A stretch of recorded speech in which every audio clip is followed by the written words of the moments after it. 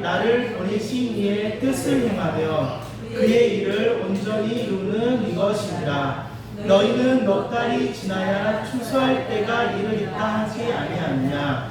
그러나 나는 너희에게 이르노니 너희 눈을 들어 밭을 보라. 휘어져 추수하게 되었도다.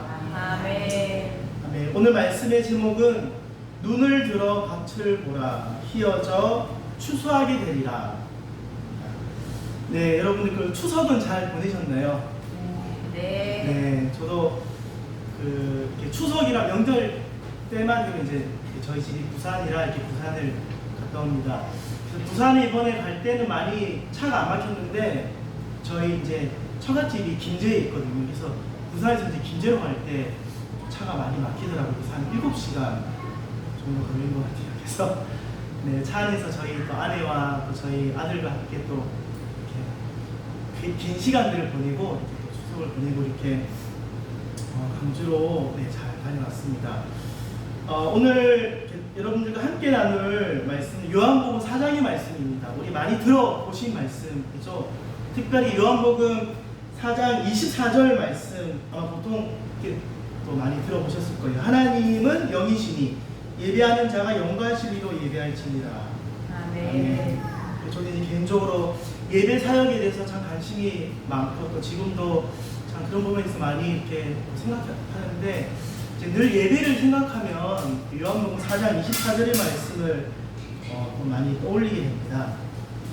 어쨌든 오늘 저희가 함께 요한복음 이 4장의 말씀을 통해서 예수님이 누구신지 알고 또 그 예수님이 원하시는 삶이 어떠한 삶인지 그래서 우리가 그 삶을 살아가게 되는 그런 시간이 되기를 원합니다.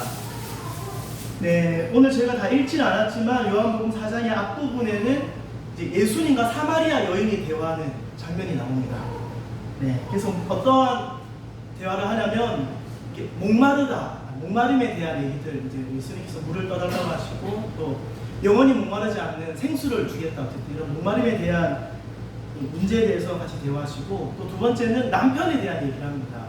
네, 사마리아 여인에게 뭐 5의 남편이 있었는데 지금의 남편도 네 남편이 아니다, 이렇게 남편에 대한 문제를 얘기하시고 세 번째는 예배를 어디서 드려야 되는가, 네, 예배의 장소에 대한 문제를 얘기합니다. 그리고 마지막으로 그리스도가 누구인가, 네, 메시아가 누구인가라는 이제 얘기를 합니다. 그리고 그 이후에는 예수님을 만난 이 사마리아 여인이 변화되어서 어떠한 삶을 살아가는지가 나옵니다. 그래서 사마리아 여인의 증언을 통해서 그 동네에도 또 다른 사마리아인들이 예수님을 믿게 되는 그런 놀라운 일이 오늘 요한복음 4장의 말씀에 기록되어 있습니다. 오늘 우리는 예수님과 사마리아 여인의 대화와 또 변화된 사마리아 여인의 삶을 통해서 여러 가지 생각해 볼 주제들이 많이 있는 것 같습니다. 그런데 무엇보다도 가장 중요한 주제는 바로 예수님은 누구인가라는 주제라고 생각합니다. 예수님이 왜 사마리아를 지나가셨는지, 또 사마리아 여인에게 예수님께서 질문하실 때 예수님이 어떤 의도를 가지고 질문을 하셨는지, 또 제자들은 그때 이제 양식을 사러 갔다고 이렇게 나오거든요. 제자들은 보지 못했지만 예수님이 보셨던 그 추수할 곡식이 많다, 이렇게 휘어져 추수해야 된다 이렇게 고백하시는데 그 예수님이 보셨던 그것은 무엇을 말씀하시는지 우리는 좀 다 이해할 수 없는, 또 그때 당시 제자들은 다 알지 못했던 이 예수님과 말과 행동들을 저희가 하나하나 살펴보면서 영혼 구원을 향한 예수님의 마음과 그 사랑을 오늘 꼭 경험하는 시간이 되시기를 축복합니다. 아멘. 네, 여러분들이 평소 생각하는 예수님은 어떠한 분이신가요? 제가 예전에도 한번 이런 질문을 드렸던 적이 있는 것 같아요. 여러분들이 생각하시는 예수님은 어떤 분이십니까? 이 요한복음 1장에 보면 예수님에 대한 다양한 요한의 표현들이 나옵니다. 예수님을 말씀이라고도 표현하고 또 창조자, 또 생명, 빛, 하나님의 아들이라고 요한복음 1장에 보면 이런 표현들이 나옵니다. 요한복음 4장에서도 예수님이 어떠한 분이신지 또 몇 가지의 이렇게 모습들이 나오는데 당시 시대적 또 문화적인 상황을 고려해 볼 때 예수님은 유대인이셨죠. 유대인으로서의 예수님의 모습을 저희가 이 시간 한번 생각해 보기 원합니다. 왜냐하면 오늘 나오는 이 사마리아 여인은 사마리아 사람이었고 유대인이셨던 예수님은 사실 만나서 대화할 수 있는 그런 관계가 아니었어요. 그때 당시 역사적인 상황에서는. 그렇기 때문에 예수님이 유대인으로서 오늘 보이셨던 모습들을 좀 같이 생각해 보면 좋겠습니다. 네, 4장 3절에 보면 예수님께서 이제 유대 지역은 이제 이스라엘 전체 지도에서 이제 남쪽에 있습니다. 남쪽에서 이제 갈릴리라고 하는 쪽 이렇게 북쪽으로 올라가셔야 되는 상황이 됐습니다. 그래서 오늘 저희 4장 3절에 보면 유대를 떠나서 다시 갈릴리로 가실세. 예수님이 갈릴리로 북쪽으로 올라가셔야 되죠. 이제 북쪽으로 올라가기 위해서는 제가 사실 지도를 좀 이렇게 준비했다가 이제 오늘 가져오지 못했는데 이렇게 이스라엘 지도가 있으면 이렇게 왼편에 이제 바닷가가 있거든요. 여기가 지중해 무슨 바다인가요? 제가 예전에 수영하라고 한 적이 있었는데 성경을 갔다가 어쨌든 바다가 있고 오른쪽에는 이제 요르단, 지금 요르단이 있죠. 근데 요단강을 건너서 이제 베레아 사람들이 사는 베레아 지역이 있습니다. 그래서 예수님이 갈릴리로 올라가기 위해서는 해변을 따라서도 올라가실 수도 있고 요단강을 건너서 베레아 지역을 지나서 갈릴리로 올라가실 수 있는데 오늘 예수님은 이 사마리아 지역에 오셨어요. 사마리아 지역은 지도로 보면 저 가운데에 있습니다. 유대에서. 그게 왜 예수님께서 유대인이셨는데 그때 당시 유대인과 사마리아인들, 특별히 유대인은 사마리아인들을 이렇게 멸시했죠. 상종하지 않았습니다. 왜 하필 사마리아 땅으로 오셨을까? 그 사전을 보면 사마리아를 통과하여야 하겠는지라 이렇게 나옵니다. 이게 원문을 찾아보면 예수님의 어떠한 그 의지가 이렇게 들어가 있어요. 나는 사마리아 땅을 통과해야 돼. 나는 오늘 사마리아 땅을 지나갈 거야. 그러니까 갈릴리로 가는 여러 가지 루트 중에서 사마리아 땅을 어떤 의도를 가지고 오늘 들어오셨다는 거예요. 예수님께서. 어떤 의도를 가지고 오셨는지 좀 알아보면 좋겠습니다.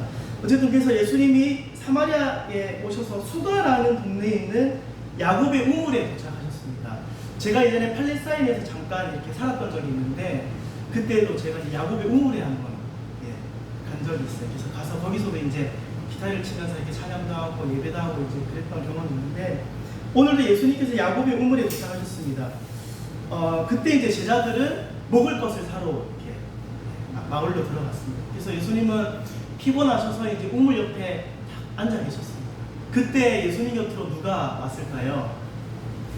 네, 바로 사마리아 여인이 물을 뜨러 그때 예수님 곁으로 사마리아 여인이 왔습니다.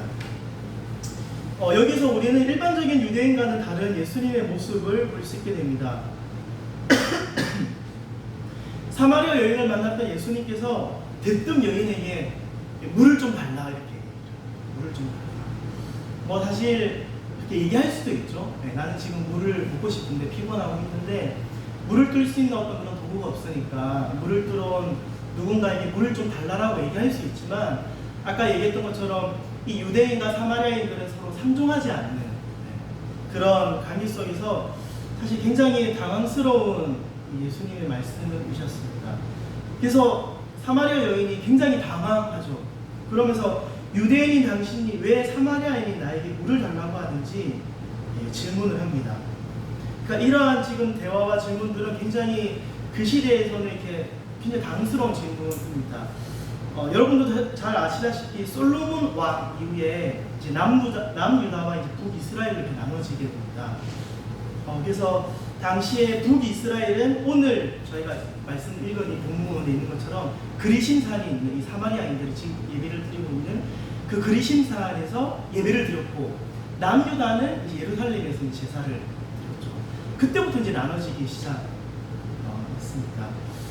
그러면서 이제 그 북이스라엘의 후손이 이제 사마리아인들인데 그때 당시 이제 북이스라엘을 멸망시켰던 이제 아수르에서 북이스라엘이 또 어떤 그 혁명을 일으킬까봐 북이스라엘의 이제 이방인들을 이렇게 보내고 그 이방인들과 이제 사마리아인들이 결혼을 하게 되면서 이제 피가 섞였다.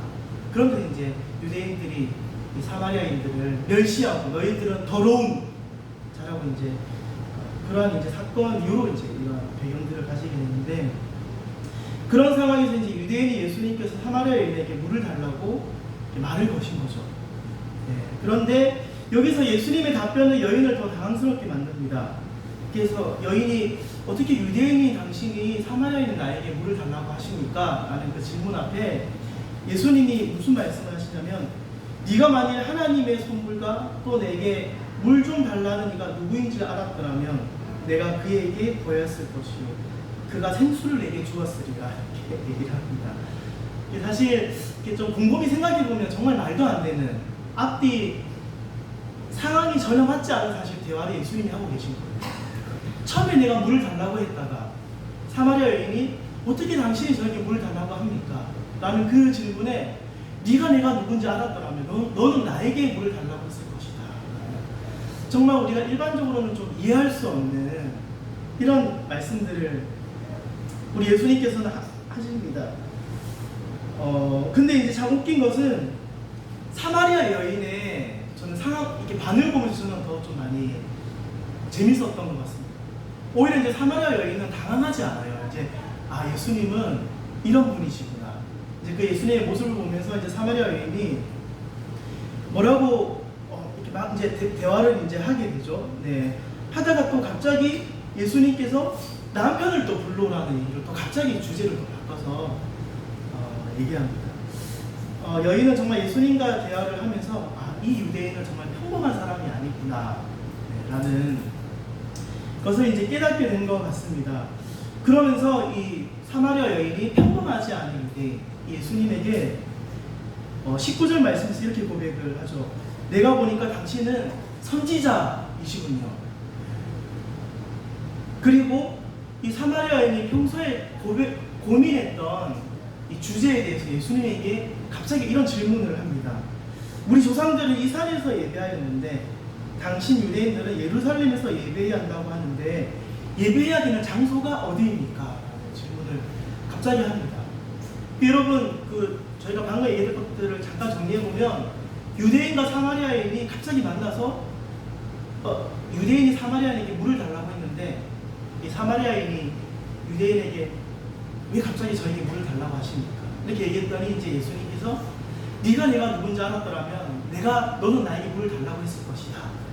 네, 이런 얘기를 하는데 또 갑자기 네 남편을 불러와라. 이런 얘기를 하고 또 갑자기 이 사마리아인이 우리는 그렇다면 어디서 예배를 해야 됩니까? 이런 얘기들을 하게 됩니다. 정말로 이렇게 상식적이지 않고 일반적이지 않은 정말 대화가 이어지는 것을 보면서 이 만남이 그냥 단순한 만남이 아니었구나. 예수님이 이 대화를 하시기 위해서 이 자리에 오셨던 것이고 사마리아 여인도 이런 궁금증들이 평소에 있었기 때문에 메시아를 만나고 싶었던 마음이 있었기 때문에 이런 말도 안 되는 대화들이 이어졌구나라는 좀 생각을 하게 된 것 같습니다. 이 사마리아 여인이 이런 질문을 했죠. 우리 조상들이 이 산에서 예배했는데 당신 유대인들은 예루살렘에서 예배해야 한다고 하는데 그렇다면 우리는 어디서 예배해야 됩니까? 아마도 사마리아 여인은 지금 그리심산에서 제사를 지내고 있지만 유대인들은 예루살렘에서 제사를 지내고 있는 것을 보면서 평소에 좀 많은 고민이 있었던 것 같습니다. 그래서 그러한 질문을 예수님께 했었고 예수님께서 이렇게 말씀하십니다. 그리심산에서도 또 예루살렘에서도 예배하는 것이 중요한 것이 아니고 너희가 아버지께 예배할 그 때가 이르는데 지금이 그 때다 이렇게 예수님께서 말씀하십니다. 그리고 이제 23, 24절에 하나님은 영이시니 너도 영으로 예배하고 진리이신 나를 통해서 예배해야 한다라고 예수님께서 사마리아 여인에게 말씀하셨습니다. 그래서 사마리아 여인이 예수님의 이 말씀을 들으면서 떠올랐던 말씀이 있었죠. 아마도 평소에도 생각해왔던 말씀이었던 것 같습니다. 25절에 이렇게 사마리아 여인이 예수님에게 말합니다. 여자가 이르되 메시아 곧 그리스도라 하는 이가 오실 줄을 내가 아노니 그가 오시면 모든 것을 우리에게 알려주시리이다. 이런 얘기를 합니다. 그러니까 사마리아 여인은 평소에도 메시아 곧 그리스도라고 하는 이가 오실 것을 알고 있었고 기도하고 있었다라는 거예요. 그리고 오늘 예수님과 대화하면서 말도 안 되는 여러 가지 이런 대화들을 하면서 이분이 선지자입니다. 이분이 내가 평소에 생각했던 그 메시아가 아닌가, 그리스도가 아닌가라는 생각을 하게 된 거죠. 그때 우리 26절에 예수님께서 뭐라고 말씀하시나요? 네가 말하는 내가 그라, 내가 메시아다, 내가 그리스도다, 내가 네가 지금까지 생각해왔던 여러 가지 문제들, 고민들을 해결할 수 있는 그 메시아가 나다. 예수님께서 그 말씀을 하십니다. 예수님께서 말씀하신 내가 그라라는 이 말을 듣자 사마리아 여인은 오늘 이 평범하지 않은 유대인과 했던 그 대화들이 하나하나 이해되기 시작했을 겁니다. 남편으로 또 제사로도 세상의 어떤 것으로도 채워지지 않았던 나의 목마름을 채워주실 메시아가 이분이셨구나. 그래서 내가 이분이 나에게 물을 달라고 했을 때 네가 내가 누군지 알았더라면 네가 나에게 물을 달라고 했을 것이라는 그 말씀이 그때서야 아마 이해가 됐던 것 같습니다. 그리고 사마리아 여인에게 생각이 났을 거예요. 내가 세상의 남편으로도 또 세상의 어떤 것으로도 나의 목마름을 채워주지 못했는데 내가 지금 만난 이 예수님이란 분이, 이 메시아가 나의 목마름을 채워줄 수 있는 분이구나. 그렇다면 내가 살고 있는 우리 사마리아 동네에 살고 있는 수많은 사람들의 그 목마름도 채워줄 수 있는 분이 이분이시지 않을까. 아멘. 그때 우리 사마리아 여인이 어떤 행동을 하나요? 이 물을 뚫어왔던 물동이를 버려두고 마을로 막 달려가서 돌아갑니다. 그래서 사람들에게 막 예수님에 대해서 증언하기 시작합니다. 28절 말씀에 보면 여자가 물동이를 버려두고 동네로 들어가서 사람들에게 이르되 내가 행한 모든 일을 내게 말한 사람을 와서 보라. 이는 그리스도가 아니냐 하니. 이 사마리아 여인이 마을로 돌아가서 자기가 오늘 겪었던 그 일들을 사마리아 그 동네 사람들에게 막 전달하기 시작합니다. 그랬더니 동네에서 수많은 사람들이 나와서 예수님께 나오는 장면들을 우리가 볼 수 있습니다. 근데 여러분, 우리 31절에 보면 그 사이에 이제 제자들이 이렇게 돌아옵니다.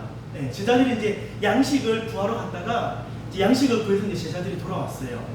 제자들이 돌아왔을 때 그때 이제 예수님과 사마리아 여인이 대화하는 그 장면도 이제 말미에 이제 목격하게 되거든요. 그 장면을 보고 이제 이 사마리아 여인이 이제 마을로 돌아간 다음에 이제 제자들이 와서 예수님께 뭐라고 얘기할까요? 예수님, 저희가 양식을 좀 구해왔습니다. 양식을 좀 드십시오. 근데 이제 예수님이 양식을 드셨을까요? 안 드셨을까요? 양식을 드시지 않으셨어요. 왜 안 드셨죠? 양식이 있기 때문에 안 드셨어요. 그 예수님께서 말씀하신 그 양식이 무엇이었습니까? 34절에 보면 예수께서 이르시되 나의 양식은 나를 보내신 이의 뜻을 행하며 그의 일을 온전히 이루는 이것이 나의 양식이다. 아멘. 그러니까 제자들은 이 육신의 배고픔을 해소하기 위해서 육신의 양식을 구하러 갔지만 예수님에게는 이것이 양식이 아니었던 거예요.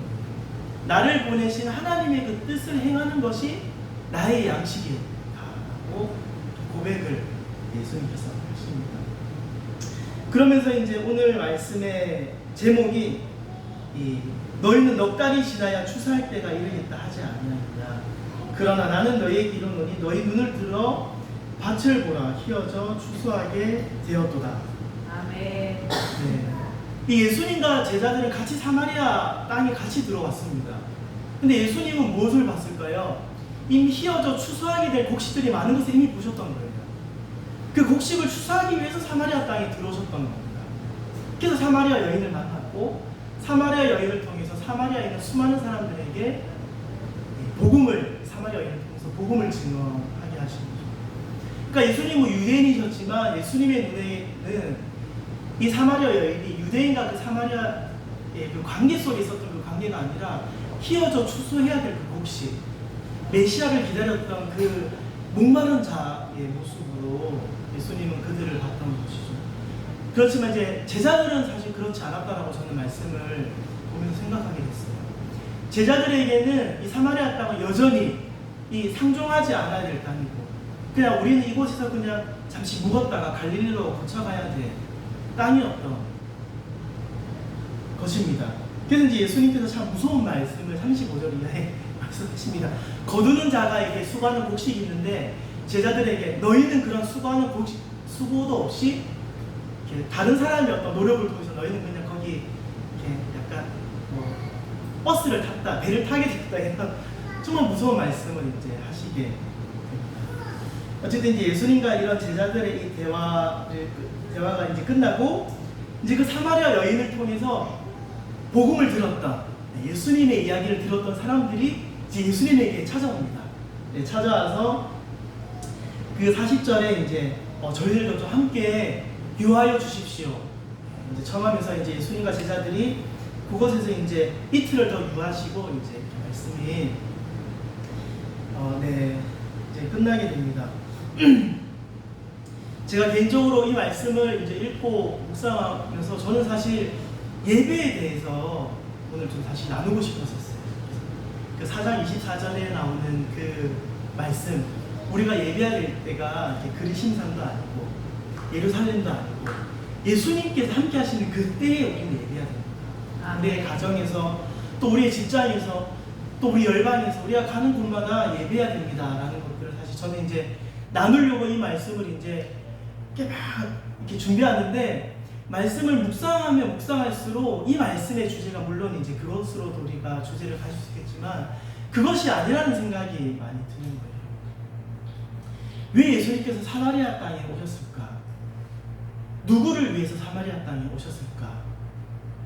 네. 오늘 제가 이제 읽었던 또 나눴던 이 말씀을 이게 토대로 생각해 보면 그 사마리아 여인 때문에 사실 예수님께서 사마리아 땅에 오셨다라고 생각할 수 있죠. 그래서 사마리아 여인을 만나서 목마름에 대한 문제를 얘기하시고 또 예배에 대한 얘기를 하시고 남편에 대한 얘기를 하시고 그리고 사마리아 여인이 평소에 그렇게 생각해왔던 메시아 그 그리스도가 바로 나다 이 말씀을 하시기 위해서 예수님께서 사마리아 땅에 오셨구나.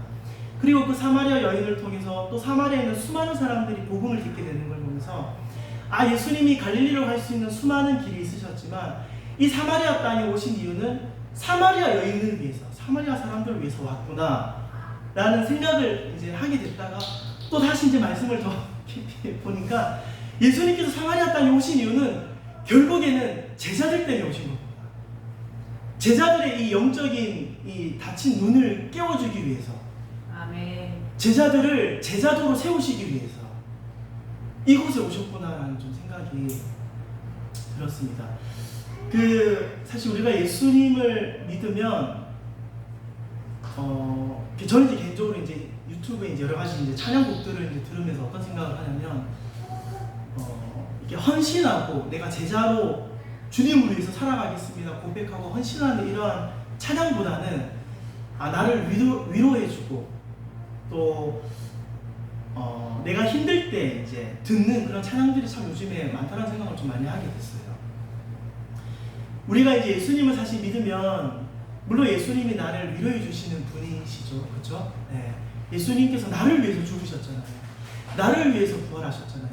예수님께서 지금도 나를 위해서 역사하고 계시기 때문에 나 중심적인 신앙생활을 우리는 시작하게 되죠. 그렇게 시작을 하게 되지만 결국에는 우리는 제자의 길로 저는 걸어가야 된다고 생각을 합니다. 아멘. 예수님께서는 자기를 부인하고 자기 십자가를 지라. 그래서 어떤 분은 그것이 그리스도인의 시작이다.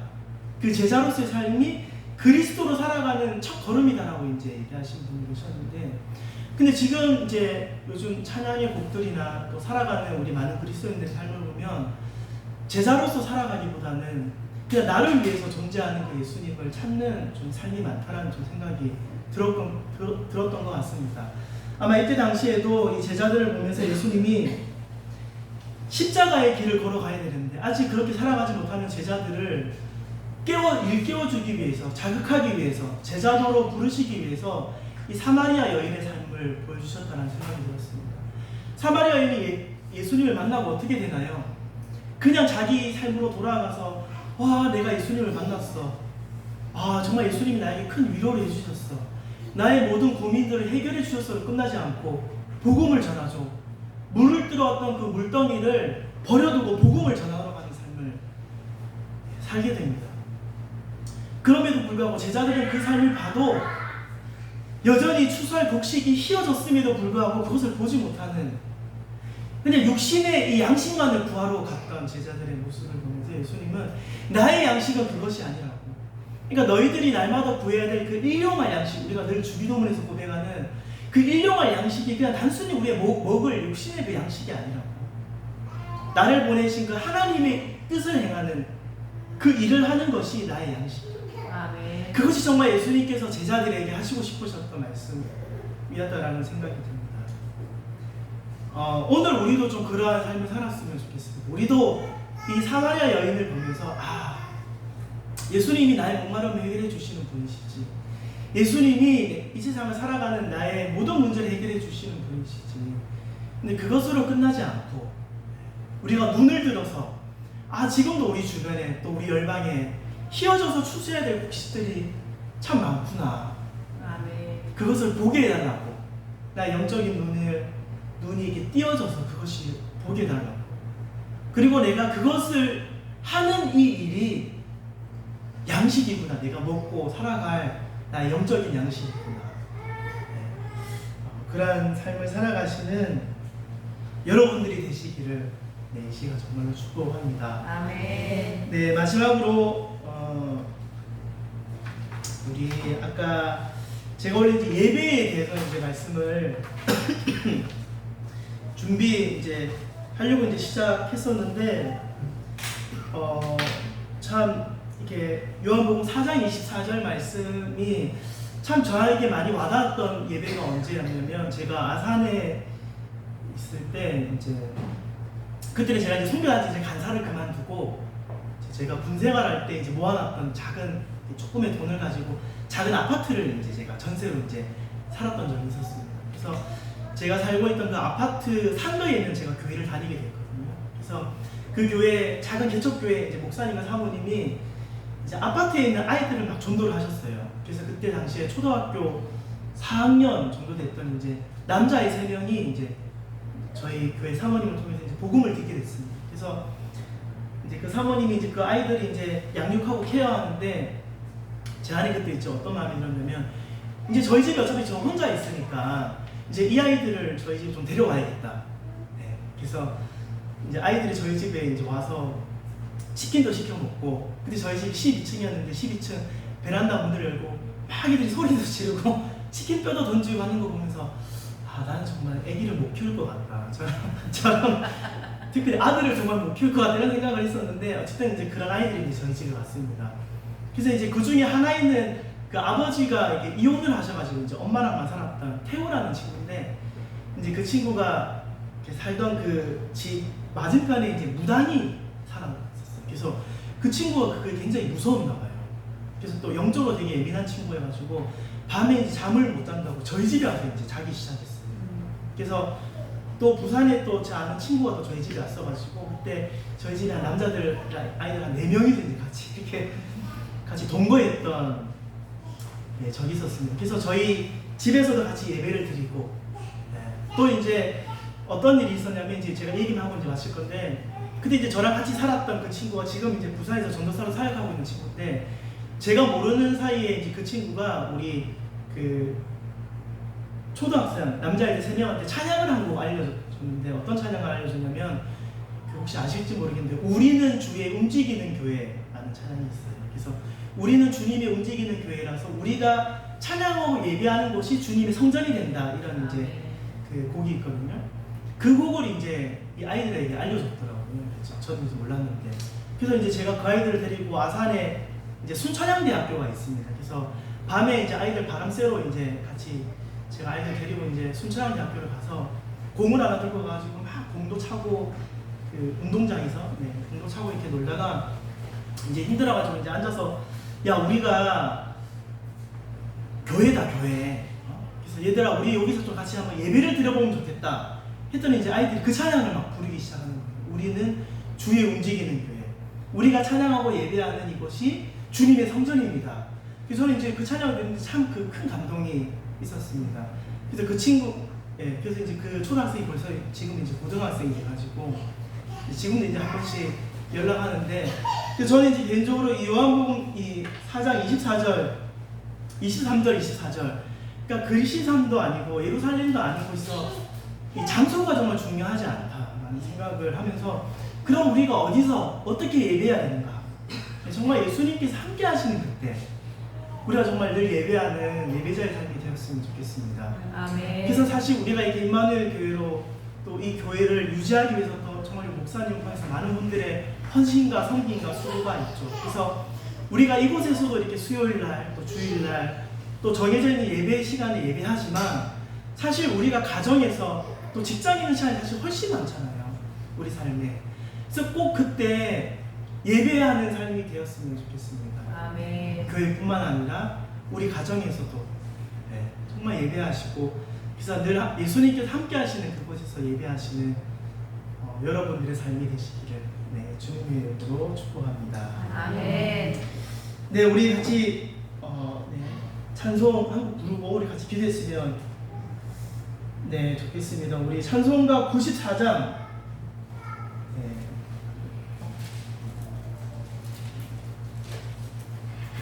우리 찬송가 94장 주 예수보다 더 귀한 것은 없네.